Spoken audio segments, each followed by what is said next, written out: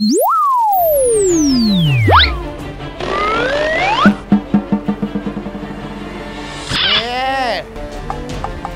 ็นอะไรสโลทำไมไม่ต้องสโลแล้วน้ำท่วมเรียกอุทกภัย